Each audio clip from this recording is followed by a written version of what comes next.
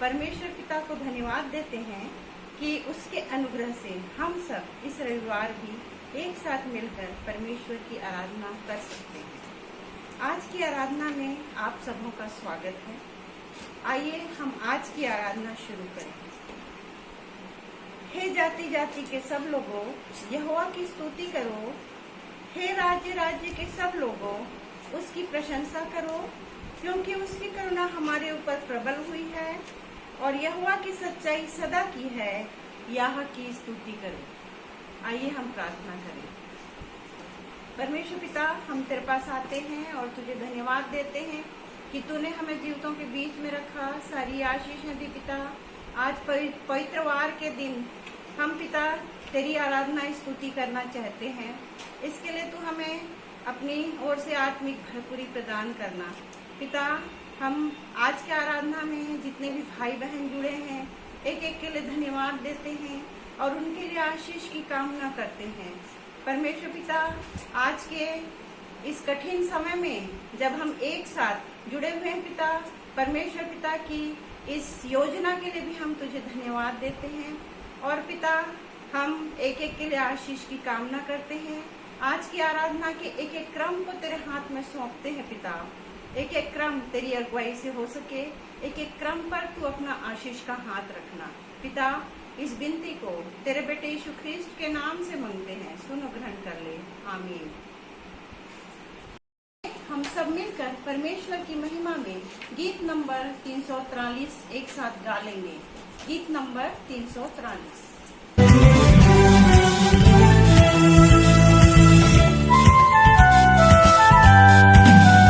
तेरा प्यार है महान, तेरा प्यार है यहाँ।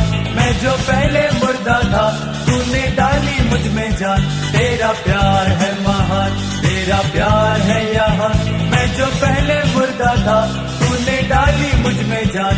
क्यों ना बोलूं फिर मैं तेरी जय जयकार, क्यों ना बोलूं फिर मैं तेरी जय जयकार। जय जयकार जय जयकार, तूने मेरे लिए क्या कुछ ना किया। जय जयकार जय जयकार, तूने मेरे लिए क्या कुछ ना किया।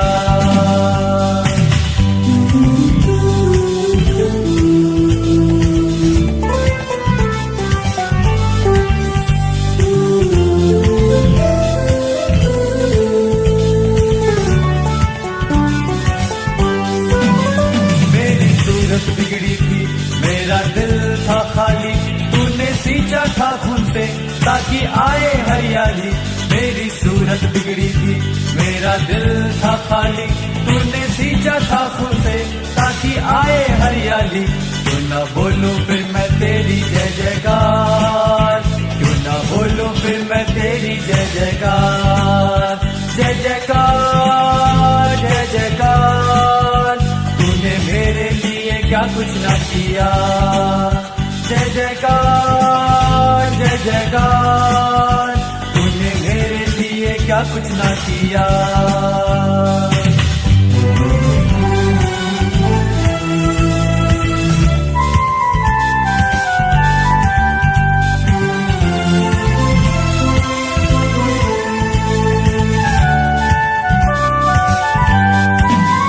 आई जीवन में खुशी, आई अपनी जिंदगी।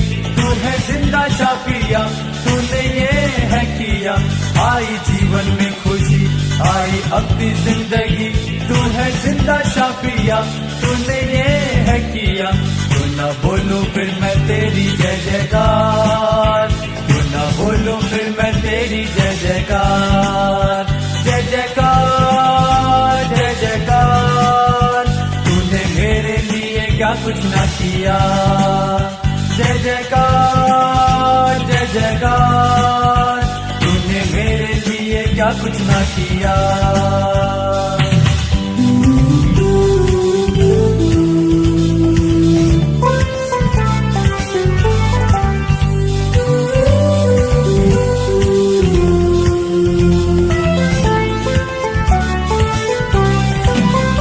अपनी रूह से भर दिया, अपनी शक्ति मुझको दी, ताकि तू मैं गवाही तेरे जी उठने की अपनी रूह से भर दिया, अपनी शक्ति मुझको दी ताकि तू मैं गवाही। तेरे जी उठने की तू ना बोलो फिर मैं तेरी जय जयकार, तू ना बोलो फिर मैं तेरी जय जयकार। जय जयकार जय जयकार, तूने मेरे लिए क्या कुछ ना किया। जय जयकार जय जयकार, तूने मेरे लिए क्या कुछ ना किया। तेरा प्यार है महान, तेरा प्यार है यहाँ, मैं जो पहले मुर्दा था तूने डाली मुझ में जान। क्यों ना बोलूं फिर मैं तेरी जय जयकार, क्यों ना बोलूं फिर मैं तेरी जय जयकार। जय जयकार जय जयकार, तूने मेरे लिए क्या कुछ ना किया। जय जयकार जय जयकार, तूने मेरे लिए क्या कुछ ना किया। जय जयकार जय जयकार। अब समय है कि हम उत्तरवादी पाठ और प्रेरितों का विश्वास वचन और प्रभु की प्रार्थना में जाएंगे। और उत्तरवादी पाठ के लिए हम निकाल लेंगे पाठ नंबर 11 और इन सबों के लिए अगुवाई करेगी श्रीमती श्वेता मसीह। आइए इस समय हम उत्तरवादी पाठ पढ़ लेंगे और उत्तरवादी पाठ के लिए निकाल लेंगे अपनी गीत पुस्तिका से पाठ नंबर 11 धन्यवादी प्रार्थना, जो बाइबल में पाया जाता है भजन संहिता 116 1 से 3 12 से 19। पाठ नंबर 11 भजन संहिता 116 1 से 3 12 से 19। अगवा का पाठ मैं पढ़ूंगी और मंडली का पाठ आप सब लोग पढ़ेंगे। मैं प्रेम रखता हूँ इसलिए कि यहोवा ने मेरे गिड़गिड़ाने को सुना है। उसने जो मेरी ओर कान लगाया है, इसलिए मैं जीवन भर उसको पुकारा करूँगा। मृत्यु की रस्सियाँ मेरे चारों ओर थीं, मैं अधोलोक की सकेती में पड़ा था, मुझे संकट और शोक भोगना पड़ा। तब मैंने यहोवा से प्रार्थना की कि हे यहोवा, विनती सुनकर मेरे प्राण को बचा ले। यहोवा अनुग्रहकारी और धर्मी है और हमारा परमेश्वर दया करने वाला है। यहोवा भोलों की रक्षा करता है। जब मैं बलहीन हो गया था, उसने मेरा उद्धार किया। हे मेरे प्राण, तू अपने विश्राम स्थान में लौट आ, क्योंकि यहोवा ने तेरा उपकार किया है। तूने तो मेरे प्राण को मृत्यु से, मेरी आँख को आंसू बहाने से और मेरे पाँव को ठोकर खाने से बचाया है। यहोवा ने मेरे जितने उपकार किए हैं, उनका बदला मैं उसको क्या दूं। मैं उद्धार का कटोरा उठाकर यहोवा से प्रार्थना करूंगा। मैं यहोवा के लिए अपनी मन्नतें सबों की दृष्टि में प्रकट रूप में उसकी सारी प्रजा के सामने पूरी करूंगा। यहोवा के भक्तों की मृत्यु उसकी दृष्टि में अनमोल है। हे यहोवा सुन, मैं तो तेरा दास हूँ, मैं तेरा दास और तेरी दासी का बेटा भी हूँ, मेरे बंधन खोल दिए हैं। मैं तुझको धन्यवाद बलि चढ़ाऊंगा और यहोवा से प्रार्थना करूंगा। सब एक साथ पढ़ लेंगे। मैं यहोवा के लिए अपनी मन्नतें प्रगट में उसकी सारी प्रजा के सामने यहोवा के भवन के आंगनों में, हे यरूशलेम, तेरे भीतर पूरी करूंगा। यहाँ की स्तुति करो। आइए इस समय हम सब अपने स्थानों पर खड़े हो जाएंगे और प्रेरितों का विश्वास वचन और प्रभु की प्रार्थना एक साथ कहेंगे। मैं विश्वास करता हूँ परमेश्वर पिता पर, जो स्वर्ग और पृथ्वी का सर्वशक्तिमान सृजनहार है, और उसके इकलौते पुत्र अपने प्रभु यीशु ख्रिस्ट पर, जो पवित्र आत्मा से गर्भ में आया, कुमारी मरियम से उत्पन्न हुआ, पुन्तियुस पिलातुस की आज्ञा से दुख उठाया, क्रूस पर चढ़ाया गया, मर गया और गाड़ा गया, पाताल में उतरा, तीसरे दिन मृतकों में से जी उठा, स्वर्ग पर चढ़ गया और परमेश्वर सर्वशक्तिमान पिता के दाहिने हाथ जा बैठा है, जहाँ से वह जीवितों और मृतकों का न्याय करने को फिर आवेगा। मैं विश्वास करता हूँ पवित्र आत्मा पर, एक ही पवित्र क्रिस्टियानी कलीसिया, पवित्रों की संगति, पापों की क्षमा, देह के जी उठने और अनंत जीवन पर। आमीन। प्रभु की प्रार्थना इस तरह। हे हमारे पिता, तू जो स्वर्ग में है, तेरा नाम पवित्र माना जाए, तेरा राज्य आवे, तेरी इच्छा जैसे स्वर्ग में पूरी होती है वैसे इस पृथ्वी पर भी पूरी हो। हमारे दिन भर की रोटी आज हमें दे, और जैसे हमने अपने अपराधियों को क्षमा किया है वैसे ही हमारे अपराधों को क्षमा कर, और हमें परीक्षा में न डाला परंतु बुराई से बचा, क्योंकि राज, पराक्रम और महिमा सदा तेरी है। आमीन। सूचना का समय है। सूचना के लिए समय है रेवरेंड आर प्रकाश को, जो कि हमारे पासवान है। आज की आराधना में आप सभी का मैं हार्दिक स्वागत अभिनंदन करता हूं। प्रियो, फिर से एक बार मैं आप सभी को अपने बीच पाकर बहुत ही आनंदित हूं। मैं तब और भी बहुत खुश होऊंगा जब हम चर्च खुलेगा और हम सब आपस में एक दूसरे के साथ वहां पर संगति कर पाएंगे। लेकिन जो भी हो, इस संगति के द्वारा भी एक मीडिया जो है, एक माध्यम है, हम अपने मोबाइल के जरिए आप लोगों से अपनी कुछ बातों को कह सकते हैं। सो आइए इस समय हम अपनी कलीसियाई सूचनाओं में हम आगे बढ़ेंगे। प्रियो, विगत रविवार की आराधना के लिए मैं उन सभी भाई और बहनों को धन्यवाद देता हूं जिन्होंने अपना बड़ा योगदान दिया।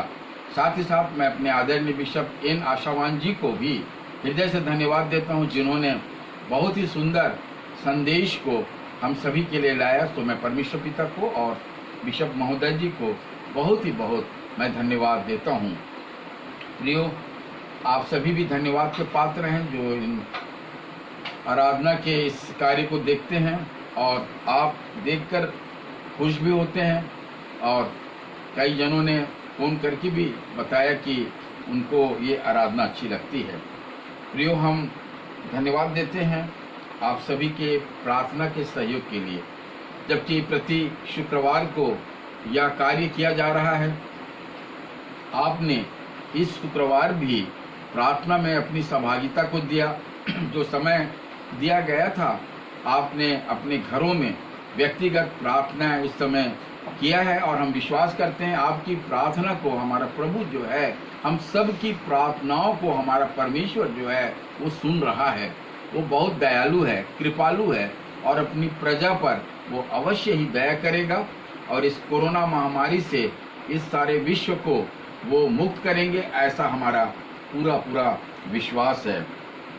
इस सप्ताह में जिनका जन्मदिन था उनका नाम मैं बताना चाहूँगा, जिसमें 24 मई से लेकर आज 30 मई तक जन्मदिन था जिनका।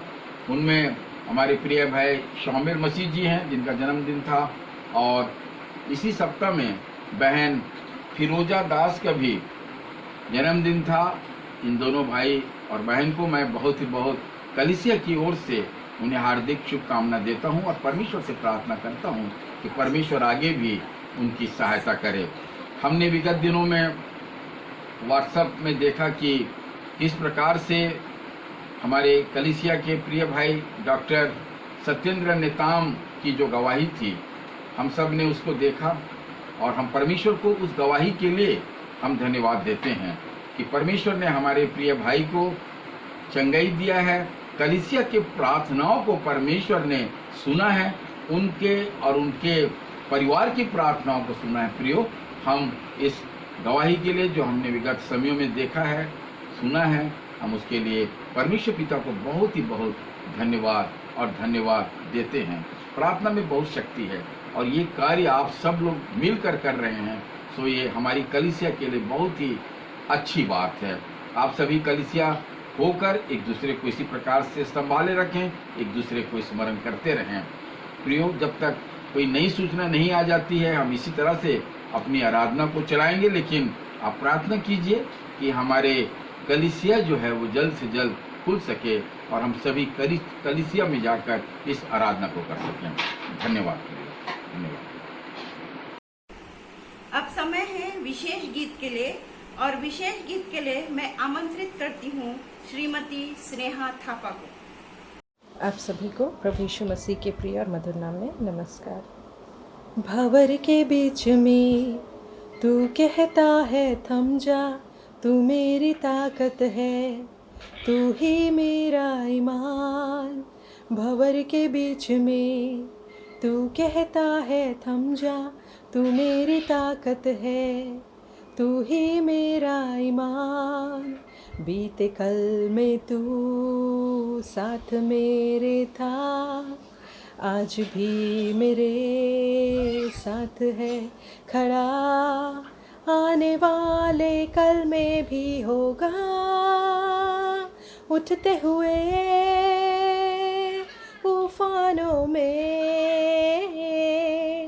तू ही मेरी चट्टान, बढ़ती हुई लहरों पे तेरे कदमों के निशान। बीमारियों में तू कहता है उठ जा, यहोवा राफा, तू ही मेरी शिफा। बीमारियों में तू कहता है उठ जा, यहोवा राफा, तू ही मेरी शिफा। बीते कल में तू साथ मेरे था, आज भी मेरे साथ है खड़ा, आने वाले कल में भी होगा। उठते हुए तूफानों में तू ही मेरी चट्टान, बढ़ती हुई लहरों में तेरे कदमों के निशान। Thank you.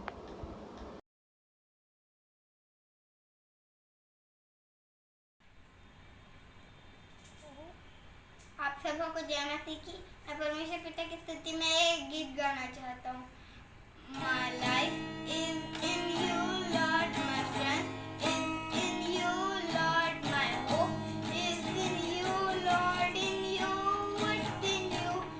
My life is in you, Lord, my strength is in you, Lord, my hope is in you, Lord, in you, what's in you. I will praise you with all of my life. I will praise you with all of my hope. I will praise you with all of my strength.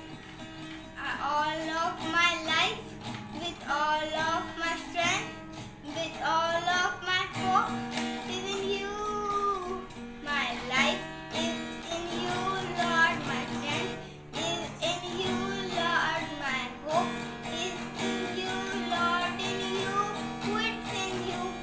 My life is in you, Lord. My strength is in you, Lord. My hope is in you, Lord. In you, what's in you. My life is in you. अब हम कलीसियाई प्रार्थना में जाएंगे और प्रार्थना में हमारी अगुवाई करेगी श्रीमती मधुलिका पटेल। हम प्रार्थना करें।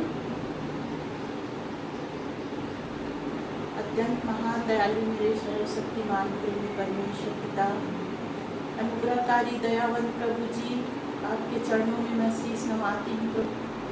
हृदय से धन्यवाद देती हूँ परमेश्वर पिता कि आपने ऐसा सुंदर समय दिखाया कि हम सब मिलकर इस ऑनलाइन आराधना में शामिल हो सकते हैं। प्रभु जी, प्रार्थना करती हूँ पिता परमेश्वर, जिन्होंने इस ऑनलाइन आराधना का अरेंज किया। प्रभु जी, प्रार्थना करती हूँ परमेश्वर पिता, उन लोगों के लिए उन्हें आशीषित करिए प्रभु जी, कि आपने उन्हें ऐसा मन दिया है परमेश्वर पिता कि हम सब उस ऑनलाइन आराधना में जुड़ सकते हैं प्रभु जी। और आज जितने भी लोग इस ऑनलाइन आराधना में जुड़े हुए हैं प्रभु जी, हर एक के मनों को खोलिए परमेश्वर पिता, और हर एक के मनों को जांचिए प्रभु जी। अपने अपने हृदय को आपके सामने रखने वाले हो सके परमेश्वर पिता, आपसे विनती प्रार्थना करने वाले हो सके, और अपने अपने पापों के लिए प्रायश्चित करने वाले हो सके, और उद्धार के काबिल बनने वाले हो सके प्रभु जी। प्रार्थना करती हूँ पिता परमेश्वर अपने कलीसिया के अभिषिक्त जनों के लिए, पास्टर, सेवक, सेविकाएं और अन्य कलीसियाओं के भी अभिषिक्त जनों के लिए, हर एक लोगों के लिए प्रार्थना करती हूँ प्रभु जी। हर एक के साथ होइए, हर एक की सुधि लीजिए, और जबकि वे हमें मार्गदर्शन देते हैं प्रभु जी, आपके बारे में बताते हैं परमेश्वर पिता, उनके मन को खोजी मन बनाइए प्रभु जी, कि वे ऐसे लोगों की खोज कर सकें प्रभु जी, जिससे हम आपके द्वारा आपके पास पहुंच सके परमेश्वर पिता। पिता परमेश्वर उन्हें आशीषित कीजिए प्रभु जी। प्रार्थना करती हूँ प्रभु जी अपने कलीसिया के एक एक सियानों के लिए, जो अस्वस्थ हैं, बीमार हैं, लाचार हैं, उन्हें शक्ति दीजिए, सामर्थ्य दीजिए कि वे प्रार्थना कर सकें, आपसे विनती कर सकें, और उनकी प्रार्थना सुन के उन्हें चंगाई दीजिए प्रभु जी। प्रार्थना करती हूँ पिता परमेश्वर उन बच्चों के लिए जो अभी एग्ज़ाम दिलाना है जिन्हें, और जिन्हें 12वीं की एग्ज़ाम दिलाना है प्रभु जी, और अन्य एग्ज़ाम की तैयारी करना है परमेश्वर पिता, चाहे वो हमारे कलीसिया के हों, चाहे अन्य जगहों के हों। सारे बच्चों के लिए मैं प्रार्थना करती हूँ प्रभु जी। हर एक को ज्ञान और बुद्धि से परिपूर्ण कीजिए परमेश्वर पिता, और उन्हें इस योग्य बनाइए कि वो उस परीक्षा के काबिल हो सकें और अपना उचित स्थान प्राप्त करने वाले हो सकें प्रभु जी। प्रार्थना करती हूँ पिताजी, उसी प्रकार से जितने भी हमारे जवान हैं, जितने भी लोग हैं जो बाहर जॉब में गए हुए हैं प्रभु जी, हर एक लोगों के लिए प्रार्थना करती हूँ। हर एक के साथ होइए इस कठिन समय में, जबकि वे जॉब करने जाते हैं, उन्हें संभाले रखिए प्रभु जी, और उन्हें सुरक्षित रखिए, और उनके जॉब को आशीषित कीजिए प्रभु जी। प्रार्थना करती हूँ पिता परमेश्वर, उनके जॉब के द्वारा अन्य लोग जो वहाँ काम करते हैं, वे आपको जानने वाले हो सके पिताजी। उसी प्रकार से मैं प्रार्थना करती हूँ मेनोनाइट के कॉन्फ्रेंस के पदाधिकारी एवं सदस्य गणों के लिए। हर एक को संभाले रखिए, हर एक को शक्ति और सामर्थ्य दीजिए कि वे अपने अपने कार्य को बड़े काबिलियत से करने वाले हो सके, और पूर्ण जिम्मेदारी के साथ उसका निर्वहन करने वाले हो सके प्रभु जी। प्रार्थना करती हूँ पिता परमेश्वर, इस देश में जो अभी विपत्ति आई हुई है और धीरे धीरे कम होते जा रहे हैं प्रभु जी, आपकी दया है पिता परमेश्वर, आपका अनुग्रह है प्रभु जी, कि आपने हम सबों की प्रार्थना को सुना और आपने दया की प्रभु जी। और विशेष प्रार्थना करती हूँ इस कोरोना के लिए जो अभी बचा हुआ है, पूर्ण रूपेण अभी समाप्त नहीं हुआ है प्रभु जी। दया करिए मेरे स्वामी परमेश्वर पिता, जो बचा हुआ है प्रभु जी उसे भी पूर्णतः ख़त्म कीजिए परमेश्वर पिता, ताकि हम सब इससे राहत पा सकें प्रभु जी, और अपने अपने फिर से वापस अपनी ज़िंदगी में आने वाले हो सकें प्रभु जी। पिताजी, लेकिन आपके नियमों को, आपके नज़दीकी को हम ग्रहण करने वाले हो सकें और हमेशा आपकी करीबी को महसूस करने वाले हो सकें। पिताजी, जिस प्रकार से अभी आपने ऐसा समय बनाया है कि हम सब मिलकर आपको प्रार्थना करते हैं, समय देते हैं, उसी प्रकार से जब वो समय आए तब भी जब हम सब कुछ ठीक हो जाए तब भी हम आपको ना भूलने वाले हो सकें और आपको प्रार्थना में हमेशा याद करने वाले हो सकें। अपने उद्धार के लिए, अपने पापों की प्रायश्चित के लिए हमेशा हम प्रार्थना करते रहें और ऐसे कार्य ना करें प्रभु जी जिससे आपके हृदय को ठेस पहुँचे। प्रभु जी प्रार्थना करती हूँ पिता परमेश्वर आज के दिन के लिए जिसे आपने हमें दिखाया, हम सबों को और जीवों के बीच में रखा है प्रभु जी, और इस योग्य बनाया है कि हम आपसे प्रार्थना विनती कर सकते हैं प्रभु जी। उसी प्रकार से तू हमें संभाले रखिए, हमें सुरक्षित रखिए और इस महामारी से हम सबों को बचाए रखिए प्रभु जी। विशेष प्रार्थना करती हूँ संसार भर के लोगों के लिए, अपने देश के लिए, अपने राज्य के लिए, जिले के लिए, अपनी तहसील के लिए, हर एक जगहों के लिए प्रार्थना करती हूँ पिता परमेश्वर। हर एक जगहों के लोगों के साथ होइए प्रभु जी। पिताजी जो इस कोरोना से ग्रसित हैं, अस्पतालों में भर्ती हैं, चाहे घर में आइसोलेशन में है प्रभु जी, हर एक को संभाले रखिए परमेश्वर पिता। उन्हें शक्ति और सामर्थ्य दीजिए कि वे चंगे हो सकें, आपके द्वारा चंगाई प्राप्त करने वाले हो सकें प्रभु जी और आपको धन्यवाद देने वाले हो सकें। पिताजी विशेष रूप से प्रार्थना करती हूँ जो इस कार्य में लगे हुए हैं, सेवा दे रहे हैं, चाहे वो विशेष पदाधिकारी लोग हैं, चाहे हमारे डॉक्टर हैं, नर्सेस हैं और कंपाउंडर हैं और हॉस्पिटल के जितने भी कर्मचारी लोग हैं, वार्ड बॉय हैं, हर एक लोगों को आशीषित कीजिए प्रभु जी।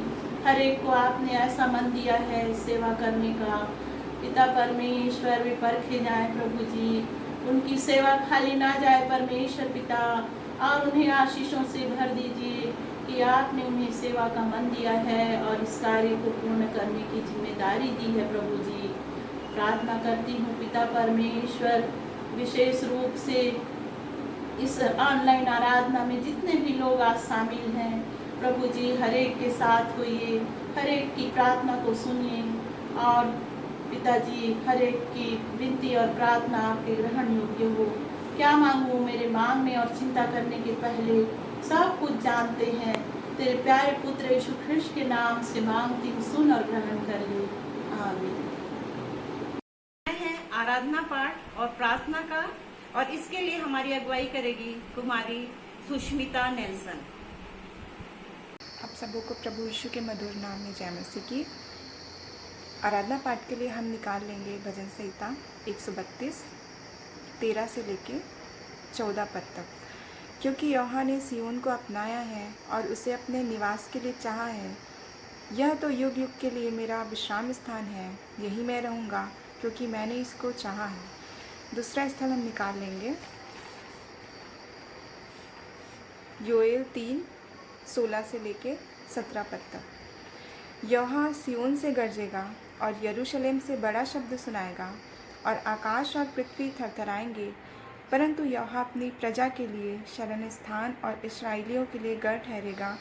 इस प्रकार तुम जानोगे कि यहोवा जो अपने पवित्र पर्वत सिय्योन पर वास किए रहता है, वही हमारा परमेश्वर है। यरूशलेम पवित्र ठहरेगा और परदेसी उसमें होकर फिर ना जाने पाएंगे। तीसरा स्थल है जकरिया 2:10 से लेके 13 पद तक। हे सिय्योन, ऊंचे स्वर से गा और आनंद कर, क्योंकि देख मैं आकर तेरे बीच में निवास करूँगा। यहोवा की यही वाणी है। उस समय बहुत सी जातियाँ यहोवा से मिल जाएंगी और मेरी प्रजा हो जाएंगी, और मैं तेरे बीच में वास करूँगा। और तू जानेगी कि यहोवा ने मुझे तेरे पास भेज दिया है, और यहोवा यहूदा को पवित्र देश में अपना भाग कर लेगा और यरूशलेम को फिर अपना ठहराएगा। हे सब प्राणियों, यहोवा के सामने चुप रहो, क्योंकि वह जागकर अपने पवित्र निवास स्थान से निकला है। परमेश्वर इस वचन के पढ़े और सुने जाने पर आशीष दे। आइए हम प्रार्थना करें। हे हमारे पिता, हम आपके पास आते हैं, हम आपको धन्यवाद देते हैं सुंदर समय के लिए। आपको धन्यवाद देते पिता जो आपने हमें दिया। धन्यवाद देते पिता, आपने हमें जूतों की ज़मीन पे रखा पिता, आपने हमें स्वस्थ रखा पिता। आपको धन्यवाद देते हैं, धन्यवाद धन्यवाद देते हैं इतनी आशीषों के लिए पिता जो आपने हमें बिना मांगे दिया पिता। धन्यवाद देते हैं पिता इस वचन के लिए, इस पवित्र शास्त्र के लिए पिता जो आपने हमारे जीवन में रख छोड़ा पिता। इसे हम पढ़ने वाले हो सके और इस पर हम चलने वाले हो सके। प्रार्थना करते हैं पिता इस कोरोना वायरस के लिए जो पूरे देश भर में फैला है पिता। जितने मरीज हैं पिता जो आपको पुकारते हैं, इस पापा उनकी पुकारनाओं को सुनिए और आप उन्हें उत्तर दीजिए। अपने सामर्थ्य हाथ से उन्हें छू लीजिए पिता, ताकि वो चंगाई प्राप्त करके आपको भूले नहीं परंतु आपको धन्यवाद देने वाले हो सके और एक गवाही का कारण बनने वाले हो सके पिता। प्रार्थना करती हूँ पिता अभी जो भी पास्टर साहब इस वचन से हमें बताते हैं होने दीजिए पिता। ये हमारे जीवन में 100 गुना फल लाने वाला हो सके पिता और अपने जीवन को हम बदलने वाले हो सके। प्रार्थना करती हूँ पिता जहाँ पे भी मीटिंग सभाएं चलाई जाती हैं, ऑनलाइन सभाएं चलाई जाती हैं पिता, वहाँ पे भी आप उपस्थित होइए। यीशु पापा हर एक को आशीष दीजिए ताकि वचन पिता पूरी दुनिया के हर कोने में पहुँचने वाला हो सके और लोग आपको जानने और पहचानने वाले हो सके प्रभु। यीशु पापा मैं आपको कहाँ तक पुकारूं, मेरे पुकारने और चिंता करने से पहले आप सब कुछ जानते और देते हैं। इस छोटी सी प्रार्थना यीशु मसीह के नाम से मांगती हूँ, सुना ग्रहण कर लीजिए, आमीन। खास समय में हम पहुंच गए हैं और संदेश का समय है और हम संदेश आज का रेवरेंड आर प्रकाश से सुन लेंगे।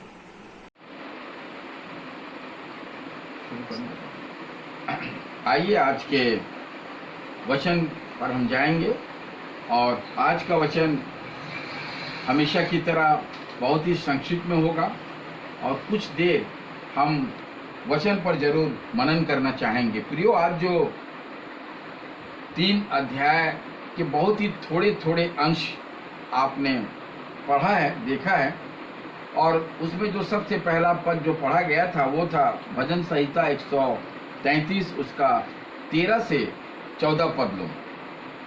और वहाँ पर हमने एक बात को देखा है प्रियो, वहाँ पर प्रभु ने इस वचन में बताया है कि हमारा जो परमेश्वर है क्या कहता है।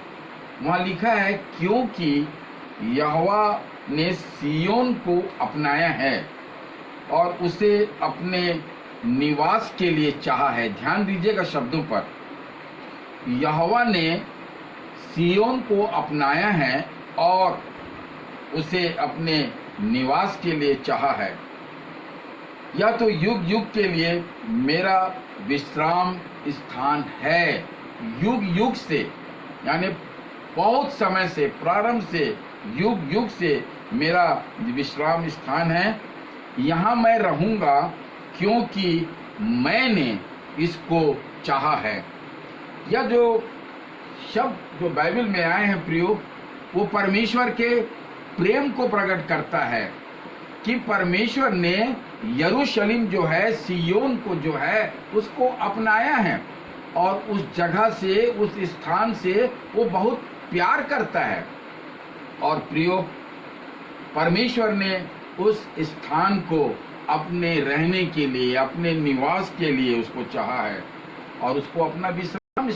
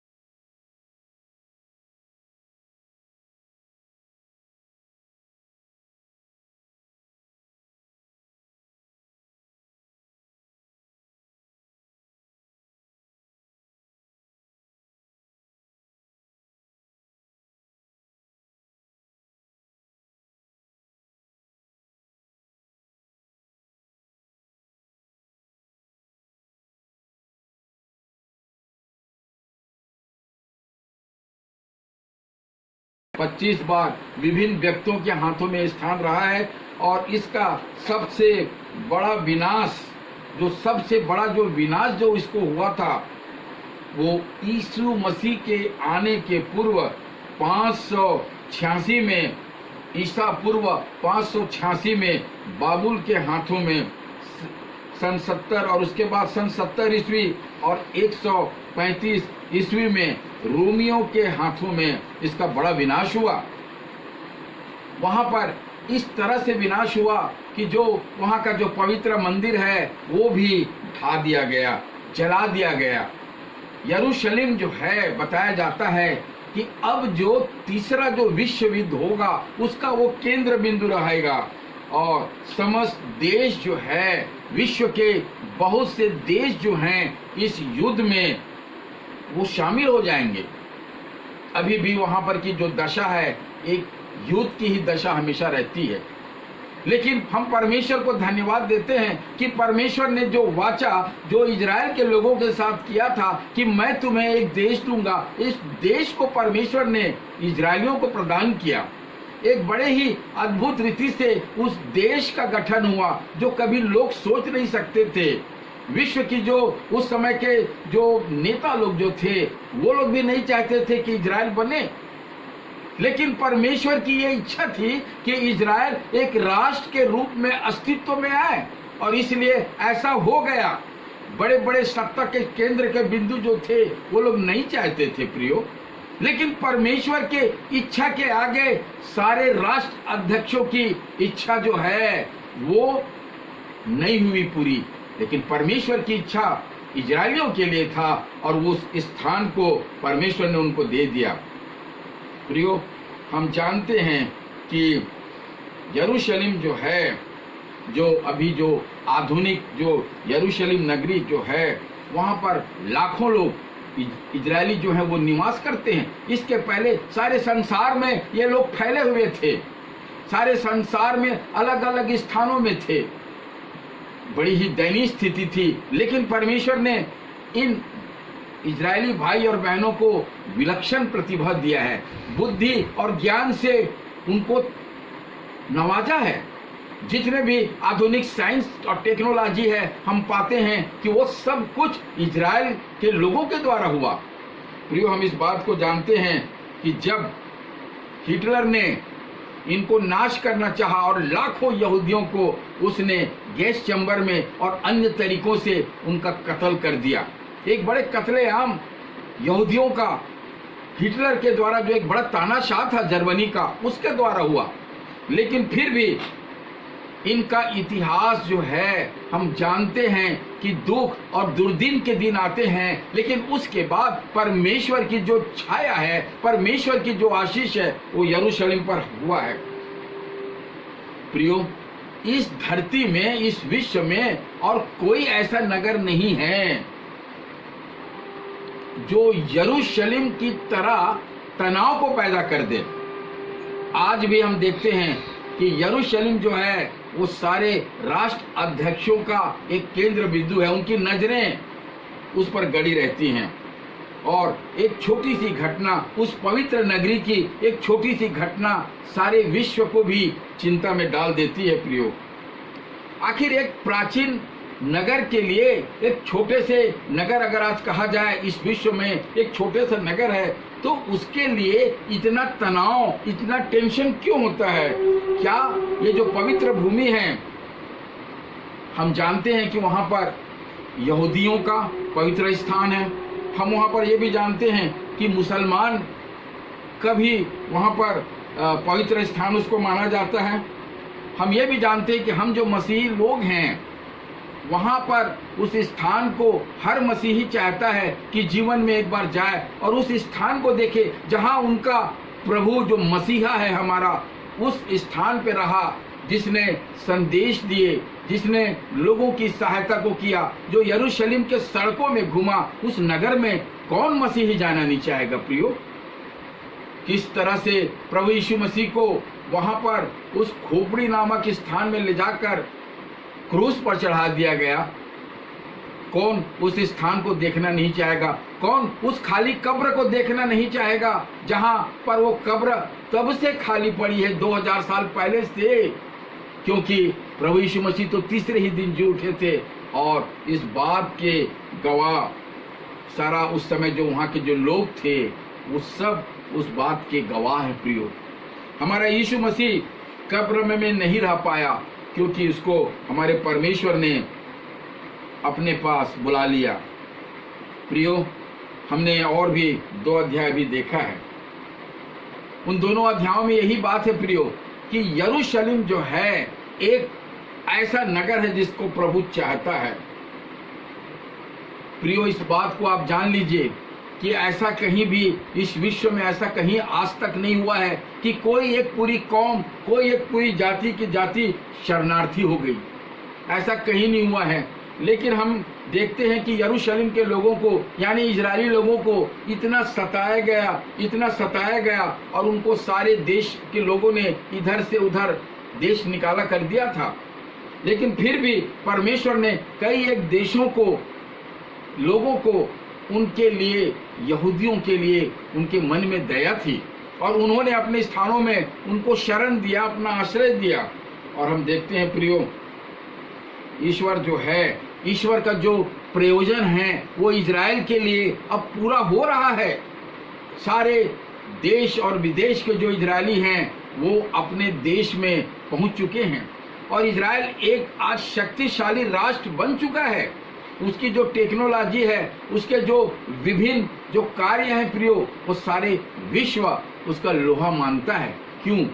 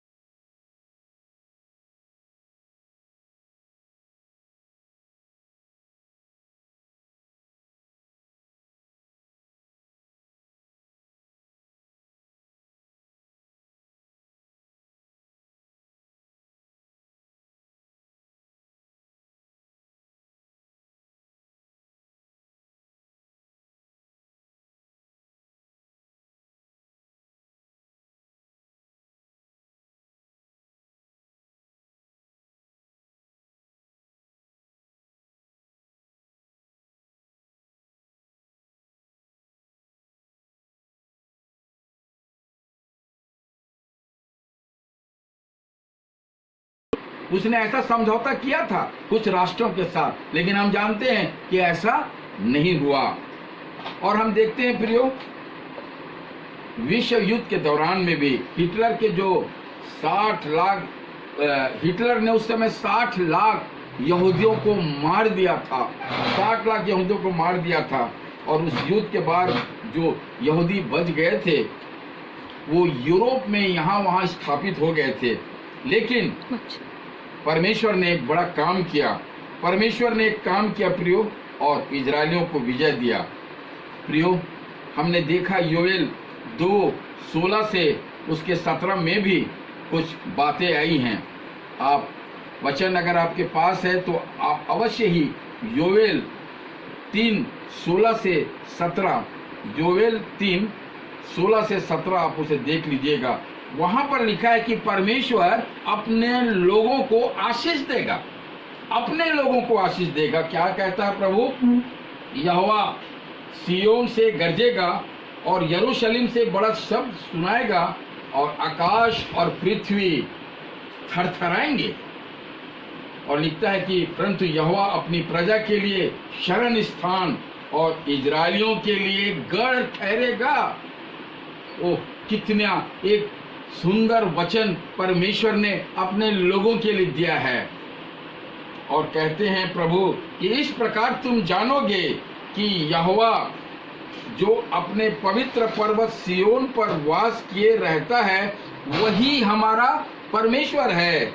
यरूशलेम पवित्र ठहरेगा और परदेशी उसमें होकर फिर ना जाने पाएंगे। एक वचन परमेश्वर ने अपने लोगों के लिए दे दिया है प्रियो। उनके लोगों को घबराने की जरूरत नहीं है। वो अपने लोगों को आशीष देने चाह रहा है। और अंत में हम जकरिया 2 और उसका जो पद पढ़ा गया है 2:10-13 को भी थोड़ा देखना चाहेंगे और उसके बाद इस संदेश को हम समाप्त करेंगे प्रियो।